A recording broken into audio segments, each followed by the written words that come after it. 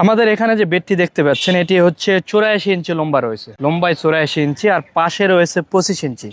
এখানে আমরা করছি কি 3টা ফল গাছ লাগাইছিলাম। এই সাইডে একটা দেখতে পাচ্ছেন, এখানে একটা রয়েছে, এখানে একটা রয়েছে, এর মধ্যে দুটি হচ্ছে লেবুর গাছ। এইরকম সবজি বেডে আপনি যে ফল গাছ লাগাবেন তার পাশাপাশি আপনি কিন্তু টমেটোর গাছ লাগাইতে পারেন বা বেগুন গাছ লাগাইতে পারেন।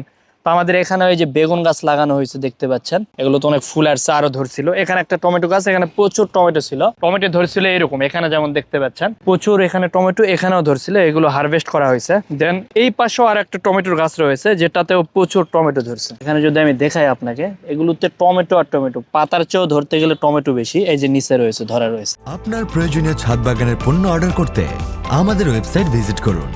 তো আমি যেটা মূল ইয়াতে দেখা যাচ্ছে, একটা বেড, সবজি বেড সেট করে শুধু ফল গাছ লাগাই বসে থাকবেন না। যদি ফল গাছ লাগান, টমেটো লাগাইতে পারেন, সবজি লাগাইতে পারেন, পালং শাক লাগাইতে পারেন, অনেক কিছু লাগানো যায়, একটা থেকে অনেকগুলো হয়। অথবা রাউন্ড যে বেডগুলো রয়েছে বা স্কোয়ার বেড, যদি আপনাকে এখানে দেখায়, দেখেন এই জায়গায় একটা বেডে মাঝখানে আমরা একটা তিতলের গাছ লাগাইছি, কিন্তু পাশে কি করছি দেখেন, এই যে টমেটোর গাছ লাগাইছে, এই যে টমেটো ধরছে, প্রচুর টমেটো। এই যে দেখেন টমেটোর গাছ লাগাই এটাকে সরাই দিয়েছে গোড়া থেকে, তাহলে কি হলো, তিতলের গাছটা অনেকটা জায়গায় পাইছে। এগুলোকে এইভাবে সরাই দিয়ে সাইড থেকে আমরা হচ্ছে টমেটো খাচ্ছি, এই পাশেও টমেটো রয়েছে। তো এইভাবে প্রতিটা গাছ লাগানো যাবে।